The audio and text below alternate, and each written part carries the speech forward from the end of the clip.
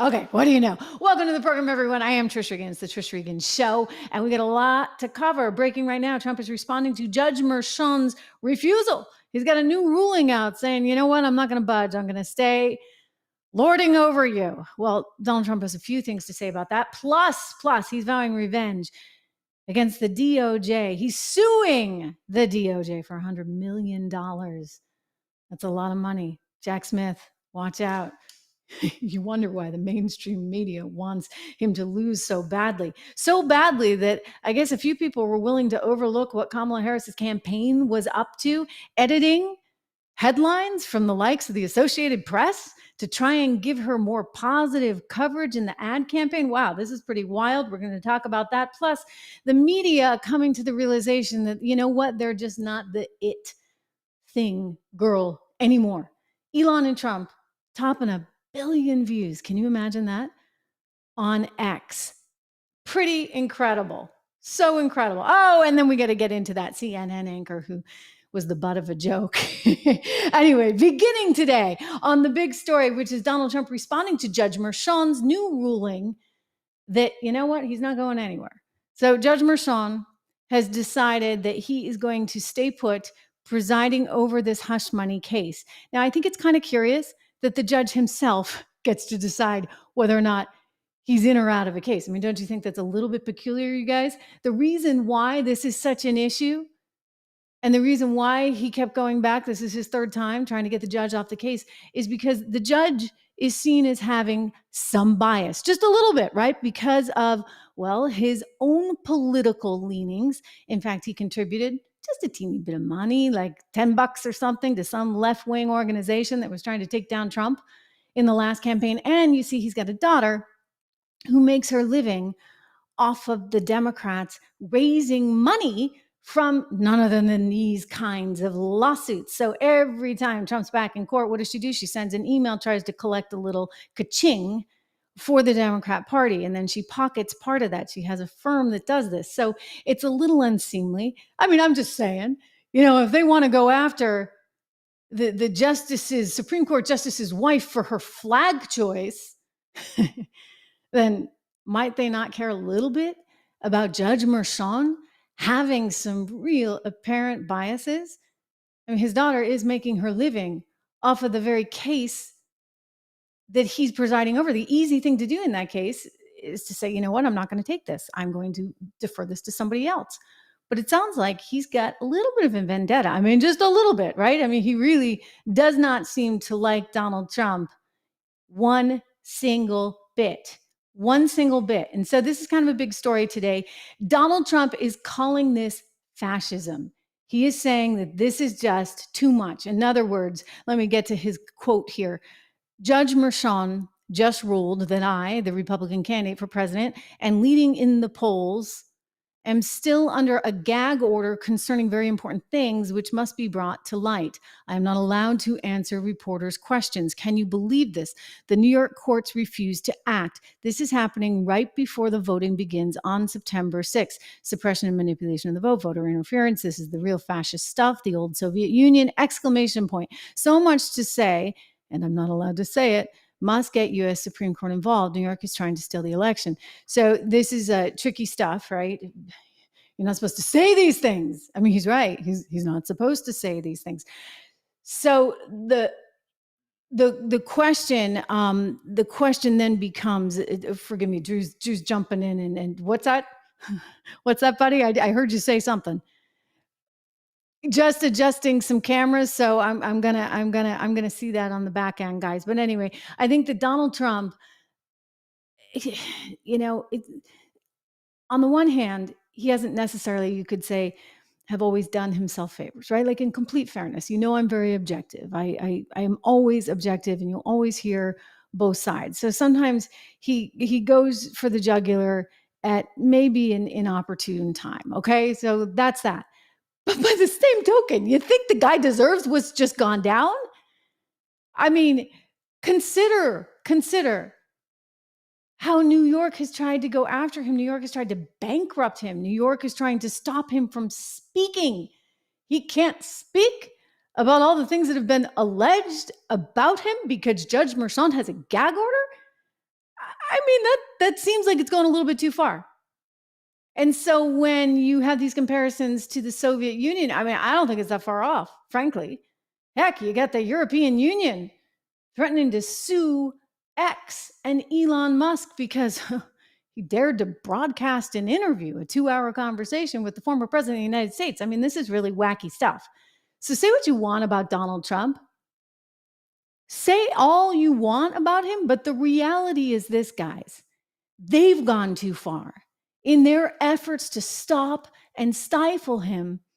Increasingly, he might be there before the Supreme Court in the United States of America.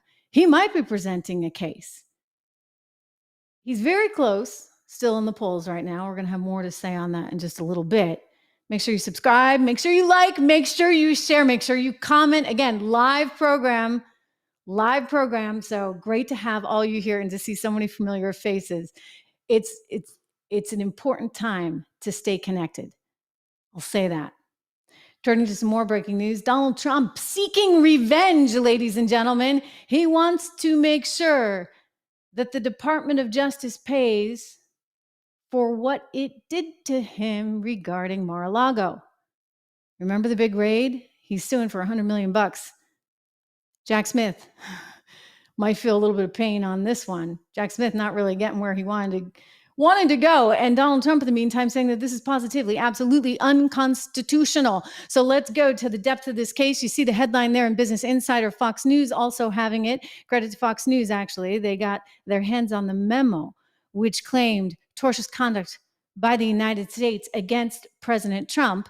So Trump's legal team is now, per this report, intending to sue the Justice Department for its conduct in the FBI raid on Mar-a-Lago back in August of 2022 amid a federal investigation into his alleged improper retention of classified records. Of course, he's made the point that he was president at the time. Therefore, he unclassified them.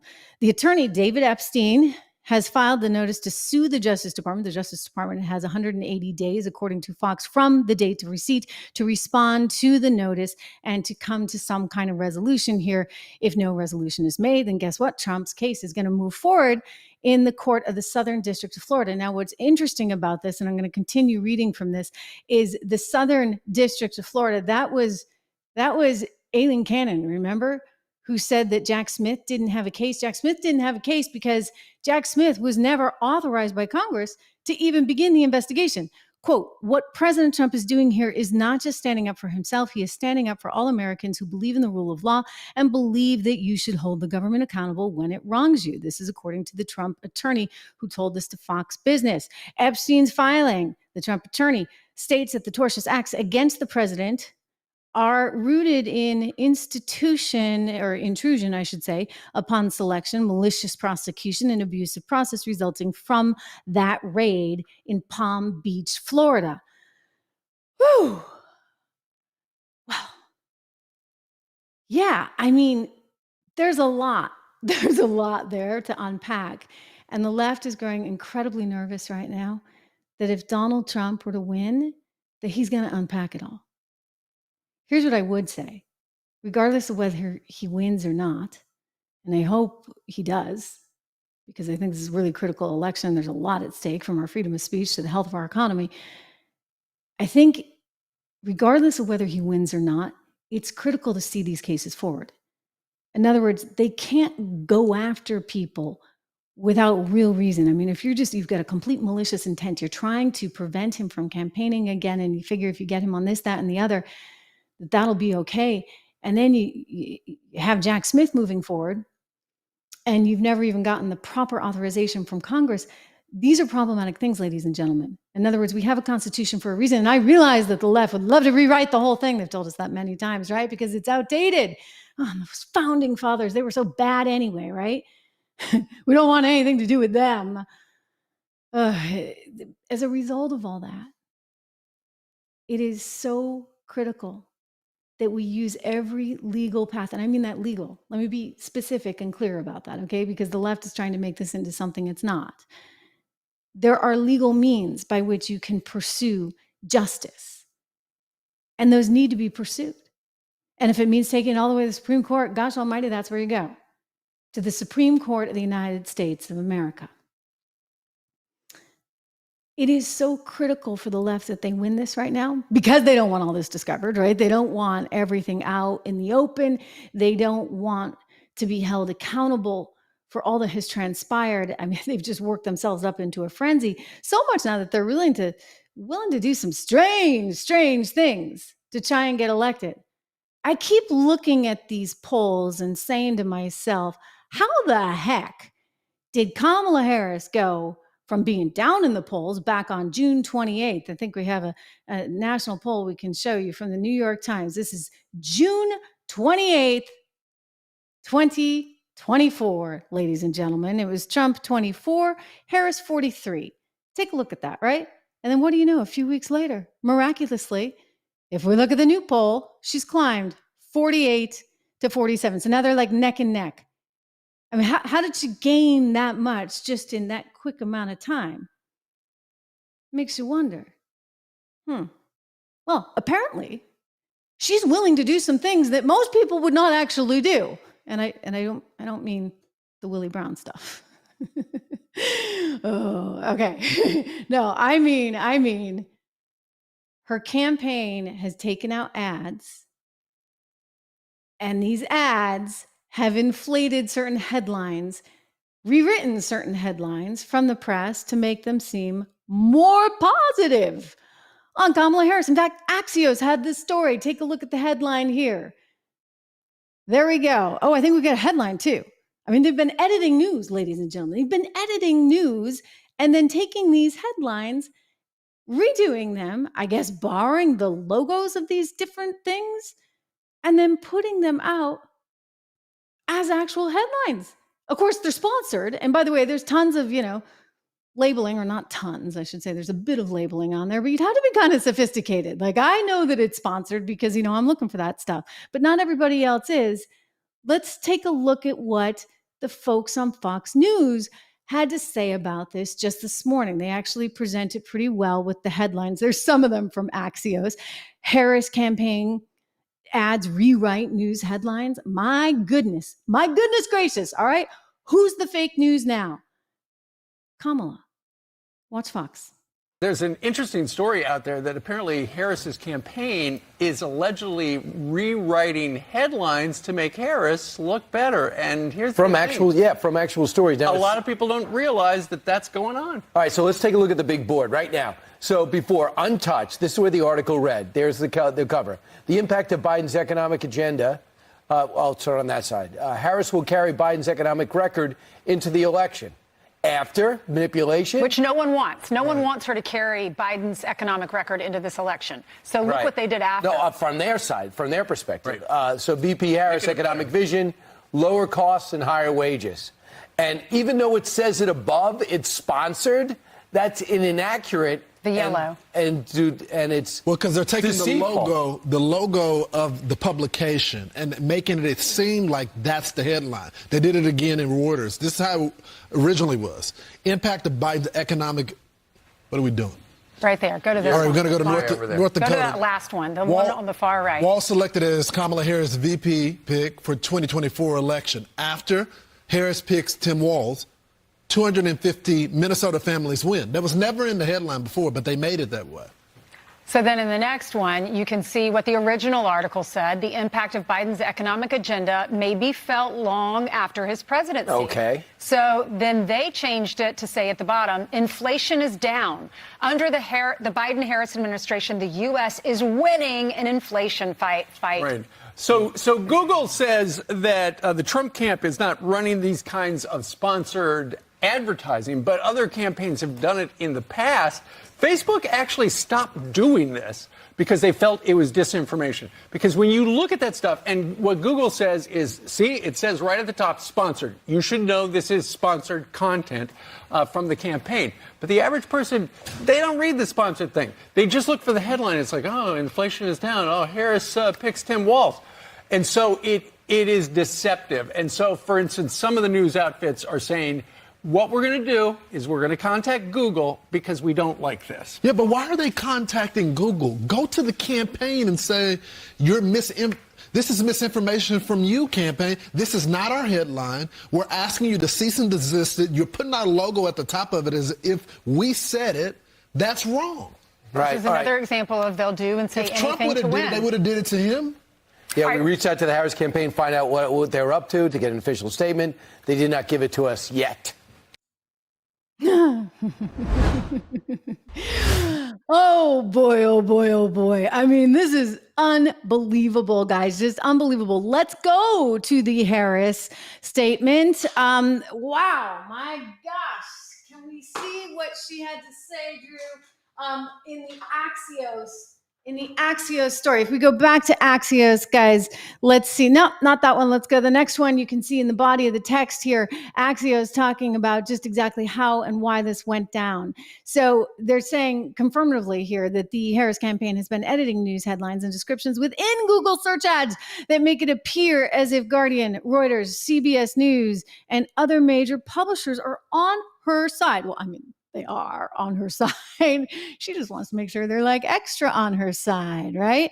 Why this matters, they say, quote, it is a common practice in the commercial advertising world that doesn't violate Google's policies, but the ads mimic real news results from search closely enough that they have caught news outlets off guard, right? They're kind of borrowing the look and feel and logo of other things. According to the Ad Transparency Center from Google, the Trump campaign is not running these types of ads. Can you imagine if he was, what they would do? No, it's Kamala who's running all these kinds of ads. Interesting, right? The ads say that they are sponsored, but it's not immediately clear in the text that is actually accompanying real news links, whether it's written by the campaigns rather than the publication itself. So you see, they have to fake it till they make it. I guess that's the idea. Kamala's going to just give you good headlines all day long to pretend things are actually a whole lot better than they are. But guess what, ladies and gentlemen, we know the truth. We know inflation's bad. In fact, we just got new numbers today. And while it is the lowest since March 2021, remember, it was climbing. And it still climbed another 2.9%. Thank you very much.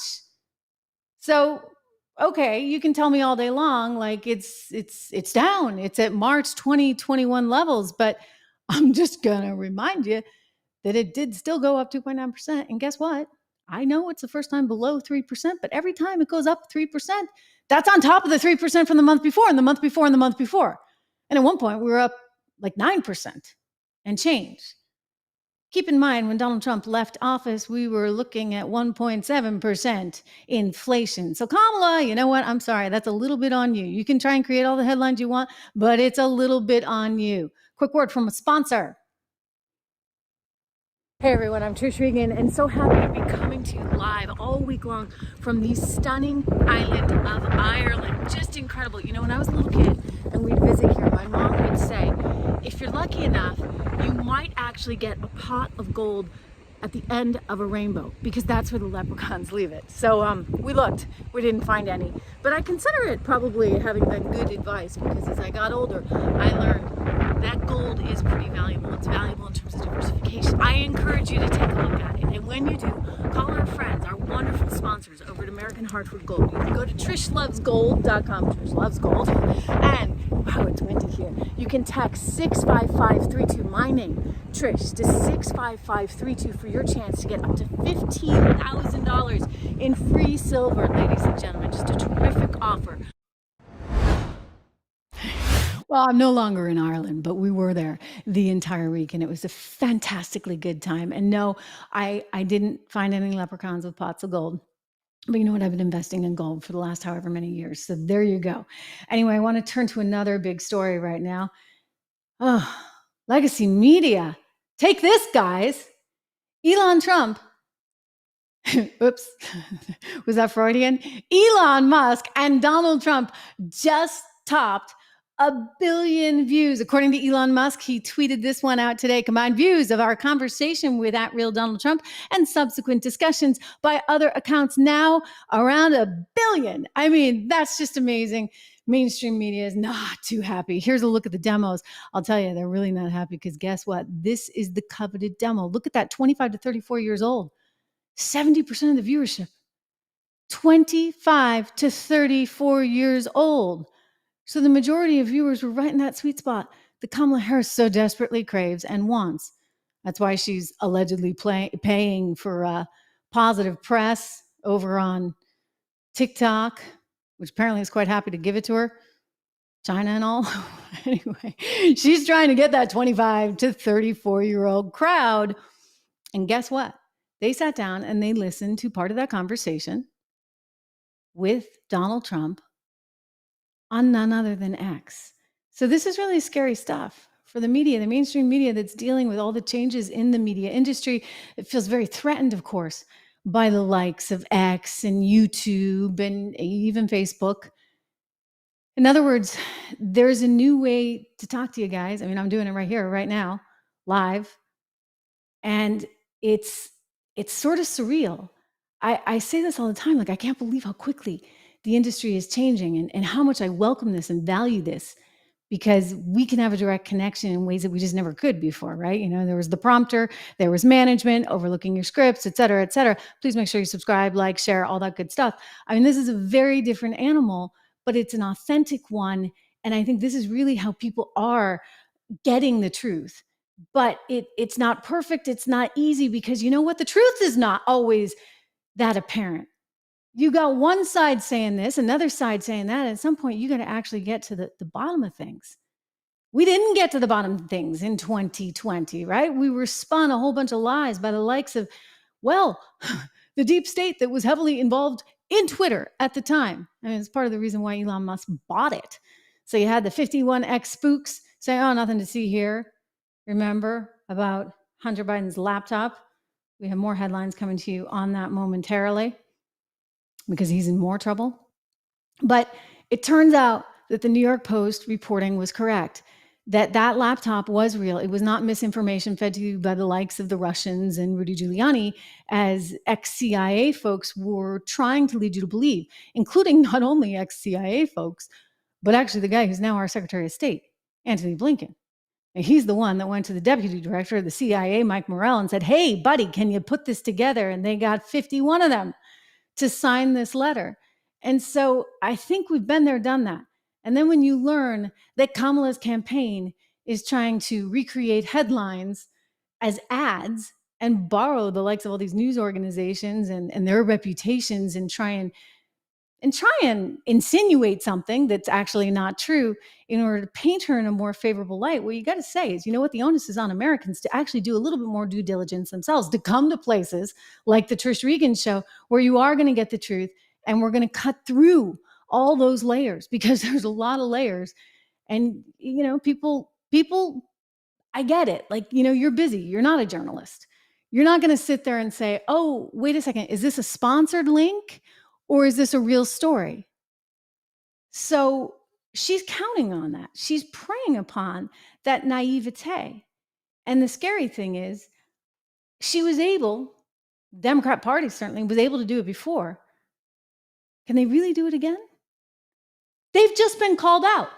Guess what, ladies and gentlemen? It turns out that laptop, well, we know it was not fake, but things are even worse than we thought. Breaking today, new records prove that Hunter Biden was out there begging the State Department for help for that company that he represented, Burisma, the now defunct energy company, natural gas company, while his dad was head of Ukraine policy as Vice President of the United States of America. How do you like that? I mean, this is exactly what we were pointing to, right? So the New York Times, finally, they come out with this news telling us that Hunter Biden sought State Department help for the Ukrainian company. After President Biden, quote, dropped his re-election bid, his administration released records showing that while he was vice president, his son solicited U.S. government assistance. Now, this is kind of important, right? Because he lied to us and lied to us and lied to us some more, as did the entire Democrat establishment. So they had these records. They knew this was there, and they didn't release them until now. They didn't release him until now because, you see, well, they didn't want to. They were trying to get him re-elected. Let me quote from the article. Hunter Biden sought assistance from the U.S. government for a potentially lucrative energy project in Italy while his father was vice president. The records, which the Biden administration has withheld for years, indicate that Hunter Biden wrote at least one letter to the U.S. ambassador to Italy in 2016, seeking assistance for the Ukrainian gas company Burisma, where he was a board member. A board member to the tune of some 80 some odd $1,000 a month, which is absolutely unheard of. No one has a board gig like that. Let me just tell you, right? Like, I've been a business reporter my whole career.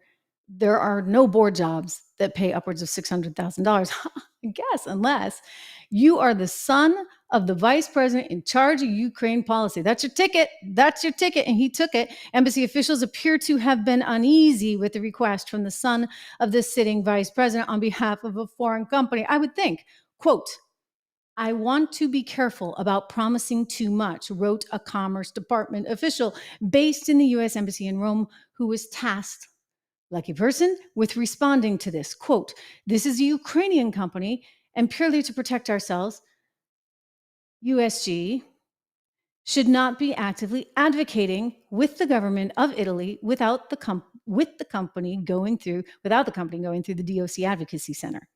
And so they're talking about basically, U.S. government and Department of Commerce program, DOC, that supports American companies that seek business with foreign governments. I mean, wow. According to Hunter Biden's lawyer, his client, quote, asked various people, including the U.S. ambassador to Italy at the time, John R. Phillips, whether they could arrange an introduction between Burisma and the president of the Tuscany region of Italy, where Burisma was pursuing a geothermal project. Quote, "No meeting occurred, no project materialized, no request for anything in the U.S. was ever sought, and only an introduction in Italy was requested." Huh. So then why were they holding back on this? Why did they not want to release this? A White House spokesperson said that the president was not aware when he was vice president that his son was reaching out to the U.S. Embassy in Italy on behalf of Burisma. Goodness gracious. Here's the problem. Hunter Biden never registered as a foreign agent. He's out there working as a lobbyist, trying to get the U.S. to kind of help or sanction something for another company in Ukraine to do something in Italy. Now, granted, they're going to say, well, it wasn't in the U.S. I don't care. This is how Hunter's making his living, you see, because he gets somebody from the U.S. to maybe write a letter or arrange an introduction, et cetera, et cetera. I mean, this is why people have to register as foreign agents. Kellyanne Conway just did, incidentally, right? Because she's doing some work on behalf of Ukraine. That's the right thing to do. It's the proper thing to do. But apparently Hunter Biden, we know he doesn't believe in the right or proper thing to do. Just look at his family, for goodness sakes. I mean that. Just pretty despicable behavior on his part. So they never actually added that charge. Remember when he was charged with all the violations, et cetera? There was the tax issue and the gun issue. But why didn't they actually charge him with violating the Foreign Agents Registration Act, which requires people to disclose? If you're getting paid for something like this, that's what's called lobbying. And you actually have to report that. And he never did. And that's what's kind of bonkers. I mean, and it goes further. It wasn't just Ukraine, it was Romania as well. I mean, there was the China stuff. For goodness sakes, my head explodes just thinking about it.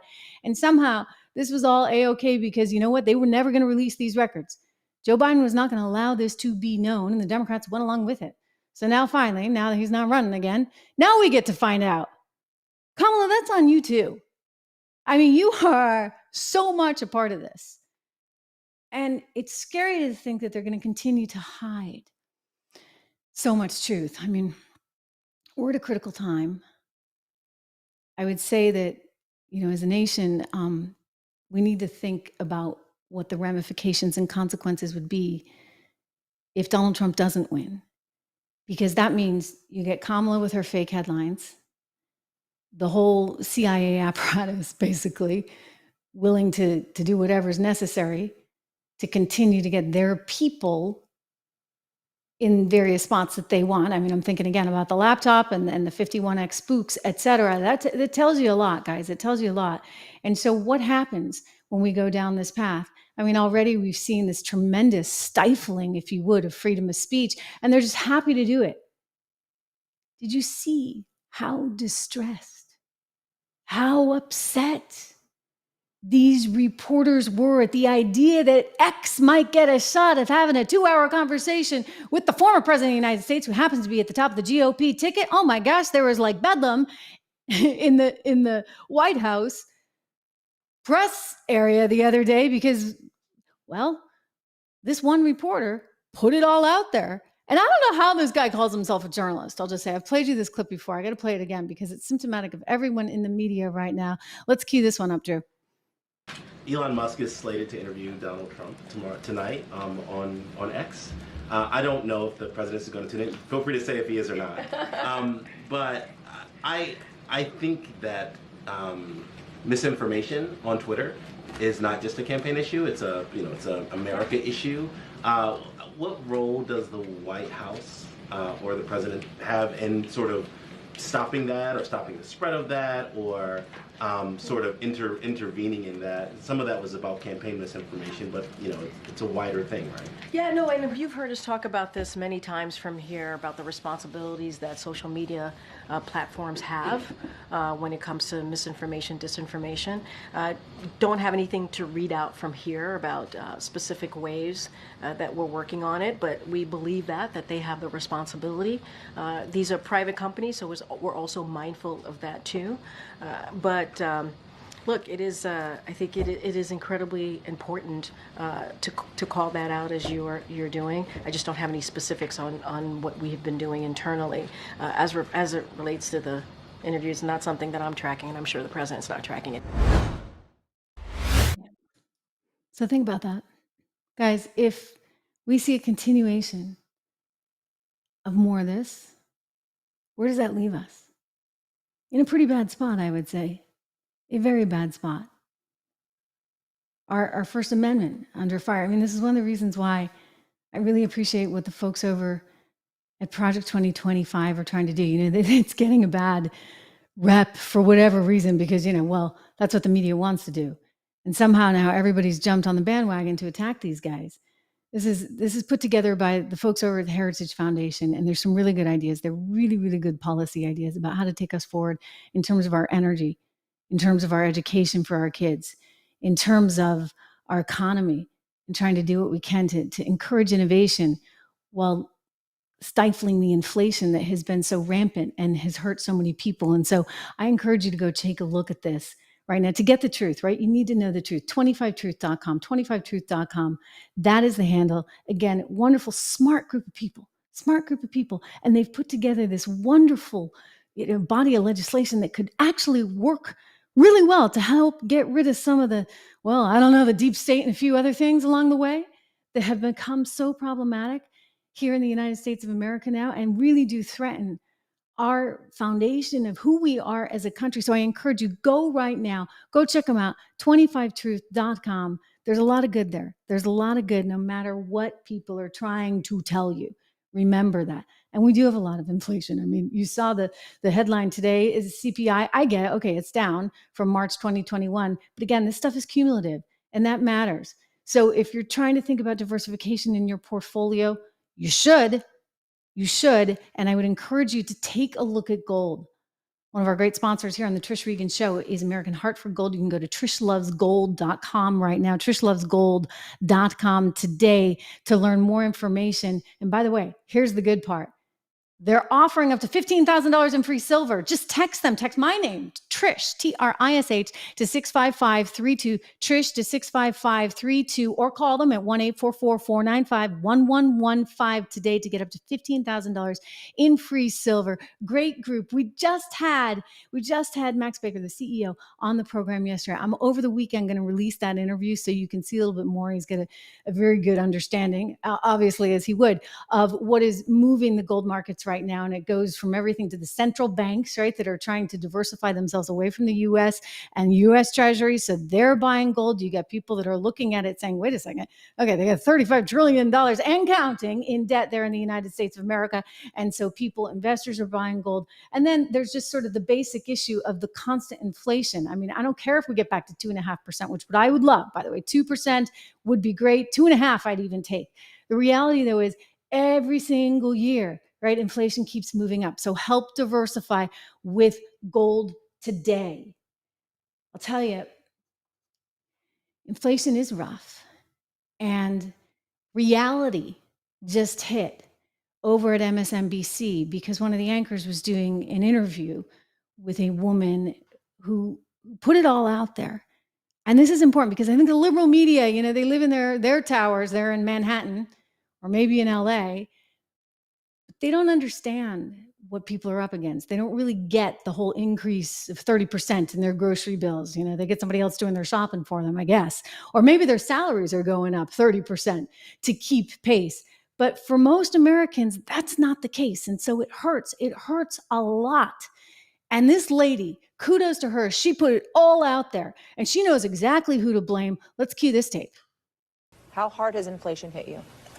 It hit me hard. It's hitting me hard. Who do you blame for it? I blame the federal government at this point. If a working class mom who works as a paralegal cannot buy a $2 bell pepper because it's now $5, imagine a mother living on food stamps. Imagine a mother who's making minimum wage trying to feed children. They're killing us without killing us. If you understand that. They're killing us without telling us they're killing us. They're hurting people in ways that they can't help themselves. It's either feed my child or how about feed my children and I don't eat, but I have to go work. So those are Pennsylvania voters there in Philadelphia that MSNBC took the time to speak to. I'm almost surprised that they aired that because it was crystal clear exactly who she's blaming. She's blaming the federal government. And that includes Biden and, yes, Kamala Harris, ladies and gentlemen. Kamala Harris, in the newest polls, still is seen as poor on the economy. Donald Trump, nationwide, 6 points, actually not just nationwide, he's actually more ahead nationwide. In the swing states, he's 6 points ahead of Kamala on the economy, but it makes all the sense in the world. Why? Oh, guess what? During the Trump administration years, median incomes actually grew. They rose the most they had in some 50 years. You're going to go all the way back to JFK to get any kind of income growth like this. And what happened now?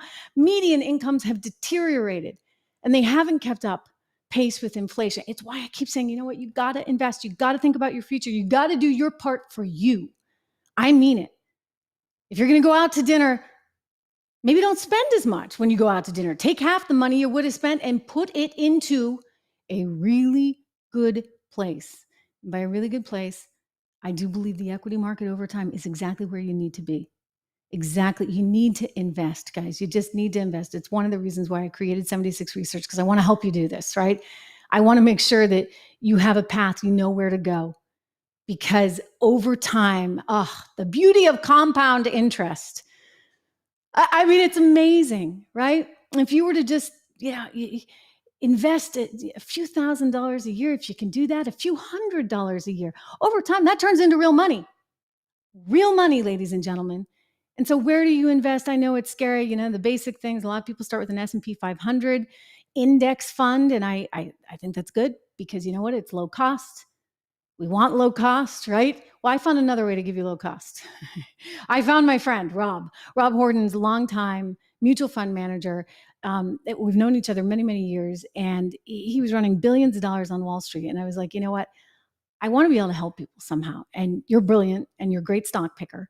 So what if we take what you were doing on Wall Street and we just bring it direct to the people? Forget about Wall Street. Forget about the fancy research, thousands of dollars that they spend. Let's just go straight to you guys. And so that's exactly what we did. We have 3 portfolios, a basic income builder, an income builder portfolio. Why? Because you need income when you are retired. You need to be able to live off of something if you ever have any hope of retiring. Basic income builder portfolio. Take a look at that, 10 to 15 stocks. By the way, it's beaten the market, which is just awesome. I'm so proud of this. So proud of this. You can also take a look at the American Resilience portfolio. You can also take a look at the inflation protection portfolio. They're all doing really well. American Resilience, a great portfolio for people who want growth, but maybe you don't want to be in NVIDIA because it's kind of volatile and it's way too high, right? Like it's a tough one to get in. You're in it, by the way, if you're in the S&P 500. So you want some exposure without necessarily going full stop in. These are the ideas for you, really and truly. I'm so proud of it. If you actually get all of the portfolios, that's the way to go. You can be part of our Founders Club. So check out the Founders Club option, which actually gives you the 76 report as well. 76report.com or 76research.com. Do that today, right? Like, if nothing else, just sign up and get the free stuff, okay? From me to you, because this stuff matters. Have you been watching CNN lately? Probably not. Good move. Well, I watch them now and then, and I show you a few clips here and there.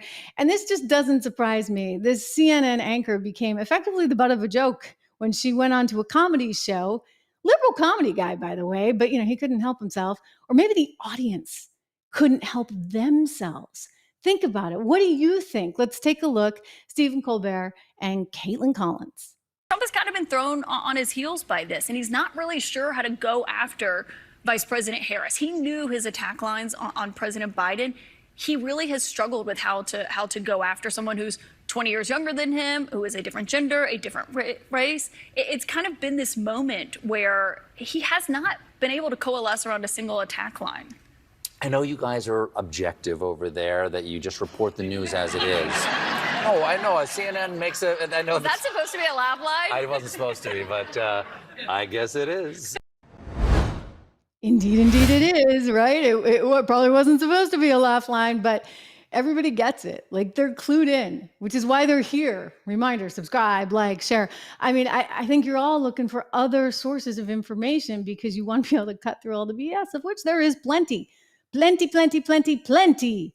I mean, they have a narrative. And by the way, they're paid for this, right? They are paid to stick to that narrative.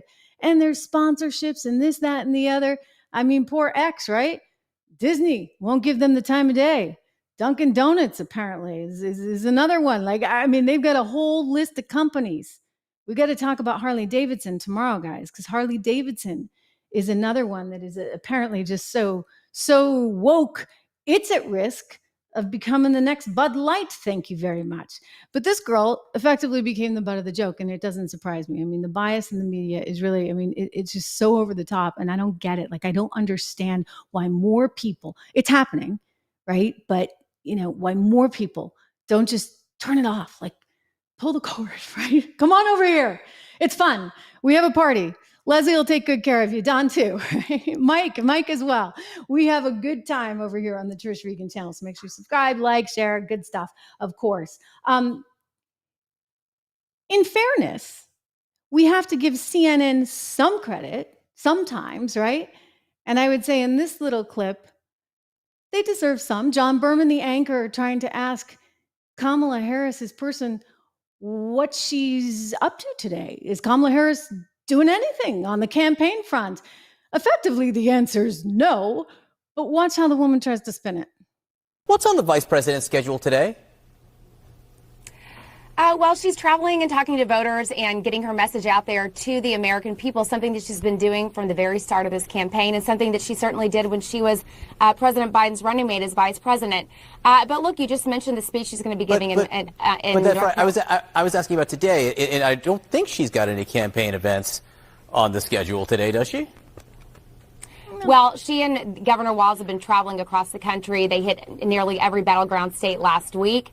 On the campaign trail, they raised $36 million within the first 24 hours.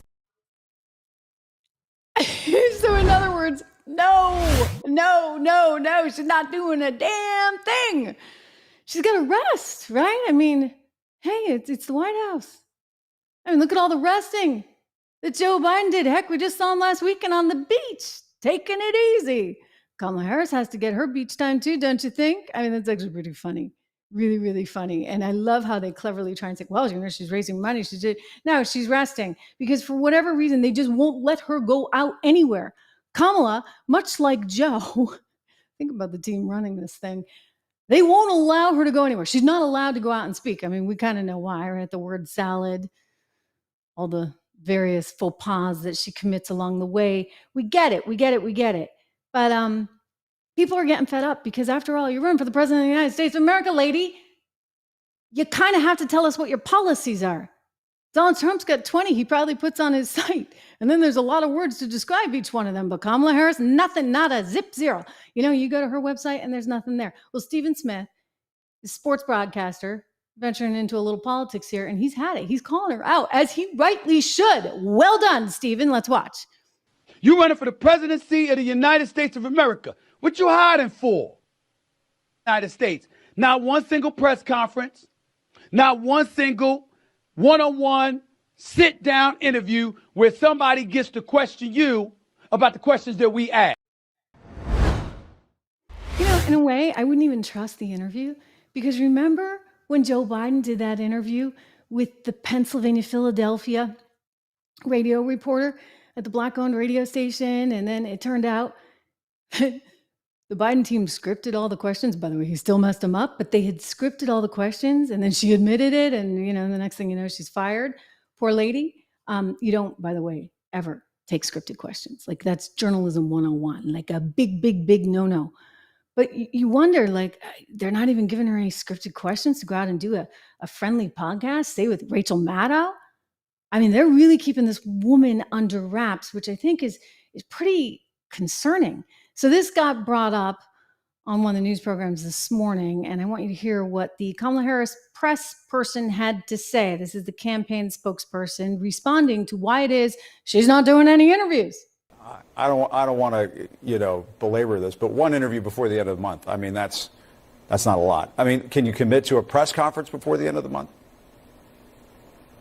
We will commit to directly engage with the voters that are actually going to decide this election. And that is going to be complete with rallies, with sit-down interviews, with press conferences, with all the digital assets that we have at our disposal. We are running a campaign that is built to communicate with the voters that are actually going to decide the pathway to 270 electoral votes. We are confident in the plan that we have in place, and we're going to execute on that plan.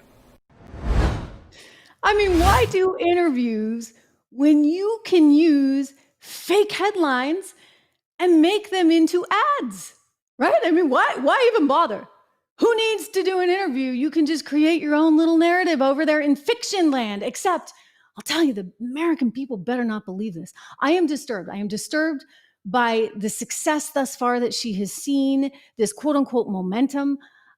I don't know is it's real or this is another mirage that they're trying to present us with. I mean, I know Donald Trump doesn't poll that well, which says something when he started really killing Biden in the race, unless that was just, I'm just thinking out loud here for a second. I mean, unless that was sort of contrived and deliberate. I mean, that was for sure a takedown, complete with David Axelrod and David Plouffe at the wheels there, talking in Jake Tapper's ear over on CNN. They took Biden out of the race. And so it's understandable the polls would actually show him cratering, because the media finally, I mean, not on MSNBC, but at least on CNN, was starting to show how bad Biden really was. Well, you know, Hannity, my former colleague over at Fox, had a good way of putting this on his program just last night. He's saying, like, look, this is an illusion. Like, she doesn't have any substance, ladies and gentlemen. She doesn't actually have any policy chops. She can't actually even string a darn sentence together, and you're going to elect her as president of the United States? I think not. Let's watch Andy. But not long ago, Kamala Harris was persona non grata in the Democratic Party and among so-called journalists in the state-run Pravda media mob. This is a November 2022 headline. Let's take a look. Not exactly a conservative publication at Slate. Quote, if Biden runs again, he should pick a new VP. And this from New York Magazine a year later, 2023, quote, the case for Biden to drop Kamala Harris. Here's another headline, Politico, quote, columnists call for Biden to drop Harris and pick a new running mate. Kamala was routinely mocked on both sides of the aisle and in the media for her embarrassing word salads about the passage of time, etc. And anyway, her poll numbers were consistently at or near record lows. I expect they will be again. Kamala's own staff reportedly hated her, ridiculed the vice president's work ethic and character, and her track record as borders are and on inflation and Afghanistan is devastating. Oh, wow. Right? You know, look, I remember those stories. I remember all of those stories. They were so negative on Kamala Harris. I actually defended the woman like years ago when she was running, before she did that really unceremonious moment where she tried to take down Joe Biden as racist. Remember that? That was really kind of ugly. And that actually spelled the end of her political career at that point in time. But apparently she had friends in high places, shall we say, okay? Including Barack Obama, who made a phone call to Joe Biden. Joe Biden's still sore over it. You know what? He should have gone with his instinct. He should have not trusted her. Jill didn't. Dr. Jill had no interest in bringing Kamala Harris in as vice president. And yet they did it anyway, I guess because they needed the support of Barack Obama, ladies and gentlemen. And now look where we are. Look where we are. Okay, so she was persona non grata until they needed to make her into something. And that's why you're looking at polls that I don't think are entirely transparent right now. I think we've got to watch this honeymoon thing phase succeed. And I think Americans need to be realistic, be smart. If she's not going to tell you what her policy is, be smart about it. I mean, the few things that we do know, she apparently thinks that we need a lesser population. We need, control of, you don't want so many children because it's better for the environment this way. I mean, frightening stuff. She has a lot of ideas about how we can tax more people. So if you make more than 100 grand, good luck. You know what? Kamala wants to take some of your money and redistribute that wealth because she's really left.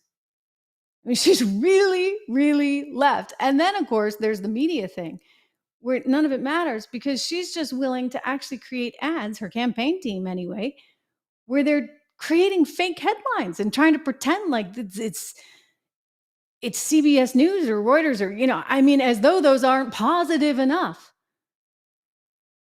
So it's a challenging time. I'm glad you're here for it. I'll be right back tomorrow. We are on the front lines of history here. I am here with you every single day through all of it. Vacation or no vacation, Trish Regan is here with the Trish Regan Show. Make sure you subscribe, like, share, and I'll see you tomorrow.